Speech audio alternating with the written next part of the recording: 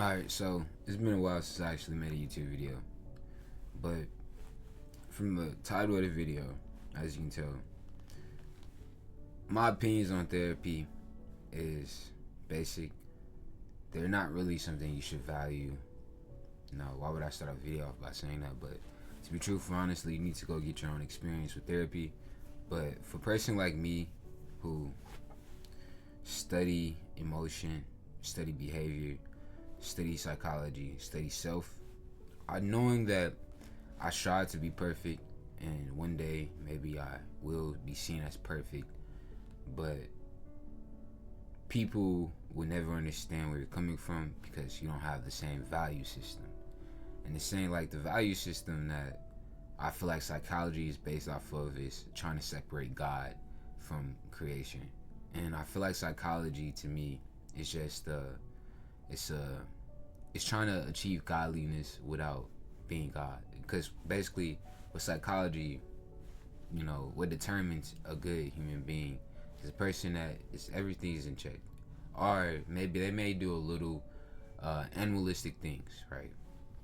That's normal. We're animals. This is like psychology trying to justify our craziness, our insane, our behaviors, or the the things that goes on around us. Like psychology, right? It's a study of the mind, right? And once you really think about the mind and you do your own research, we're still trying to figure out what is the mind. Where does it come from? Is it a product of the brain? Is it something that part of the body, part of the heart, the consciousness? Because it's not, like awareness isn't just in your brain. It's throughout your whole entire body. So really, what is consciousness, and then what is the mind? Because your mind interact with consciousness to have an understanding of what is to be. Like, this is my body. Like, that's that's in my mind. But then I can also look at the TV. Like, okay, that's the TV, a separate thing. But some people go deeper. Well, the TV is me because we're both created by atoms and particles, and so on a deeper atomic level, the TV is basically a different version of me. But mind-wise and conscious-wise, no, this is my body. I have control over this. I feel this. I understand this. I'm fully aware of what this is at every moment because I'm connected to it. No, but am I connected to the TV? That that depends if I put my awareness into it. You know what I'm saying? That's the reason why. It's because your awareness is in your body, which is crazy. But I'm going out there to say that psychology is just a study. It's just a study of something. We don't really actually know what the hell we are trying to study, right? That we are still figuring out. Even Carl Jung, with his whole dream sequence, he has to at some point believe in a God, a higher creator, because of the presence and the forces he encountered with inside the dream book, inside the red book, inside these different documents of him exploring his subconscious and his thoughts and what he was thinking about. He had to go to something higher than himself. Basically, I feel like psychology is just in place of what modern day shamanism would be, but it's more prepped up and it's more I don't know how to say it, tedious. It's more labeled. Everything is, we label things, and that could be a bad thing or a good thing, because we might label a certain behavior as this, but really it can be multiple things of why this person is behaving this way. And I just believe also the whole schizophrenia thing, and really understanding where it is and where it come from, and how even the word originated. It comes from Egyptian, and so even back then in Egyptian times, they were dealing with mental illness. They were dealing with people, acting different from what reality was. So it's not a new thing that mental illness is around. It's always been a thing. But when you go to like big books, so like the Bible or religious texts, you always have something explaining something beyond the unseen eye, beyond something you can see. That's really the problem with most of the, the people in the minds and the people with mental illnesses, they have demons that they're dealing with. They're dealing with something dark, something of chaos and chaotic nature. Because if you really start to even go deeper into understanding what demons are, then you may have a hint of what you're really dealing with. Because what demons are, they're creatures of low vibration, low, like they're no self-control. They're always, like, I would just say they're very animalistic beings. I think that's the best way to put it. They're very animalistic beings. They are driven by a desire. Not the good ones, because the good ones would be the angels that leads towards light, but towards darkness. And I feel like once you start to really understand the symbols and the things of the spirituality, because light and darkness, one is guiding, and you understand everything what light is, the definition of light, and then you understand everything, the definition of dark. You can really start to discern what is helpful and what isn't. So if something causes confusion between your mindset, or cause you to feel like, a burden, or you can't do something, it's usually a dark aspect that you're going through. Probably a dark night of the soul. No, that's what Carl Jung said. You just don't see positivity in anything. But or if you're starting to climb out of this darkness or go through this storm, you're able to be more positive about the stuff that you're going through. Have hope, have faith that you're going to be all right. You're going to be okay, and you can make it to the other end. You can see the light. You can become the light. You can be good. It's just, you really have to know that it's a cycle, right? Not, I would like to say it's a cycle, because it really is. It's like we go in loops, and I feel like the best way to explain it is like pi.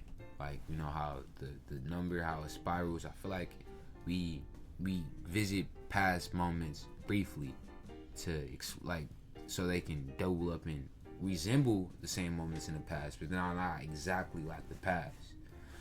And I don't know where I'm going with all this, because I was really wanting to start about talking about psychology, but this is basically what I think about. Because it's like life is just a game of pie. We are revolving around. At some point, we are going to come in a moment that resembles the past, but it's not exactly the past. It's just like another variation of what's to come, I guess. Now I'm kind of getting confused because of like the future. Like you can tell from the past, like you can just tell from the past, from the current moment, what the future is going to be, right? They all build on each other, so it's not like, it's nonsense, but they build on each other. So all this to say is, it all connects. It's like I'm here trying to have understanding, because it's like you're connected to a zeitgeist. You're connected to a agreed upon thing of the spirit of the world. It's something that you're born into. It's like a contract of knowledge, right? The highest knowledge of this time period might be capped at our desires, our exploration of what we believe as people, as humans, what a God is, what God can do, our faith in God, have the aspect of God as we know. That's where our knowledge get capped at our zeitgeist, what the current moment needs at the time period, because the zeitgeist changes. We don't just believe, like, we don't get stuck in the 1950s. We don't get stuck in the 2000s. We don't get stuck in the 2010s. We constantly evolve into a new mindset, a new paradigm. And this is what the zeitgeist is. It's the human conscious evolving.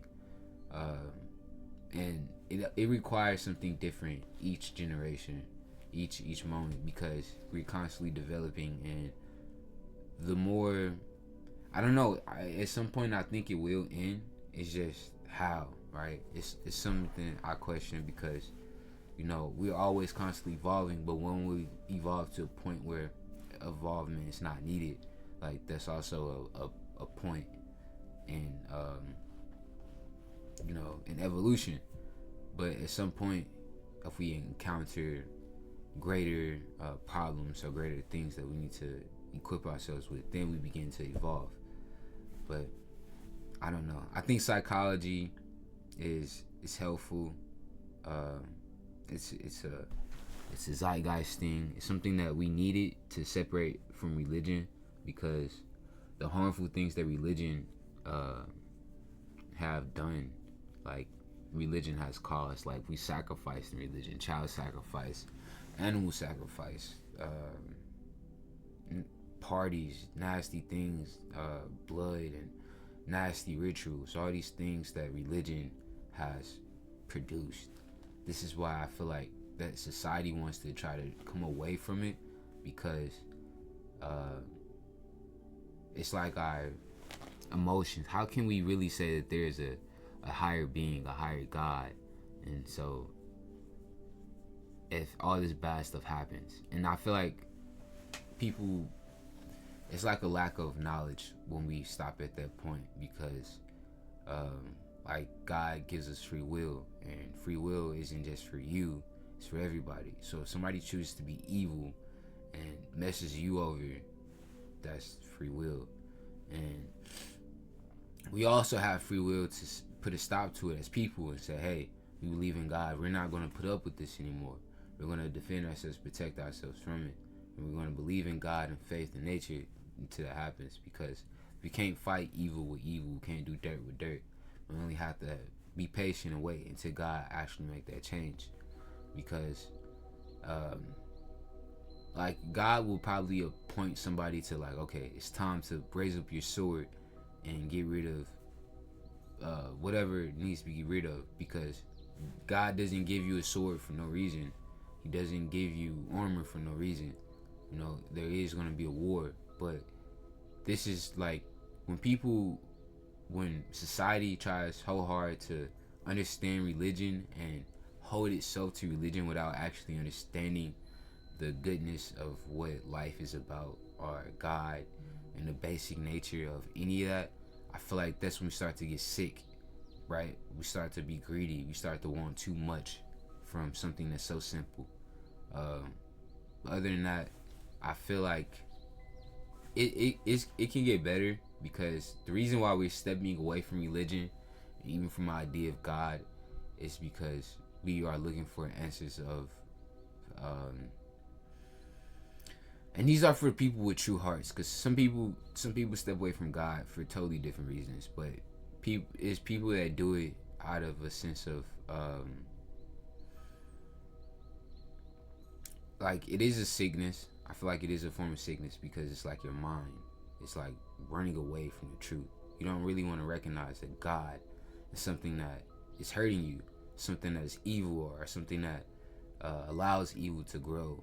And you really don't want to recognize that, because it's like, why? You always have that question, why? And it can drive you crazy so much, because you always asking, why does God allow this to happen? If you're so good, why do you allow these bad things to happen? And it can drive you crazy asking that question, because it's like, where is the people with superpowers? Where is the people? Where is the heroes? Where is the divine chosen that God have elected to do His work, to save us from this chaotic evil, from this nature? Like, where are they at? If God is good, where are the good people? Why am I always seeing bad people? Why am I always having bad experiences? And this could lead. And it also could be your mindset of why you even try to live life without God, because you just accepted that God is not even here. He allowed it to happen, that to happen, and you are constantly focusing on negativity, something that will put you to sleep. You won't wake up from the negativity, because that's the only truth you accept. You would rather accept one side of truth instead of accepting the full picture. Because if there is evil, there's also good, right? If we only knew evil, it would just be like it is what it is. You know what I'm saying? That's just what it is. That's just life. You know that, and that's how some people already accept life. That shit is, I can't. You know that is what it is. But if there's evil, there's also good, right?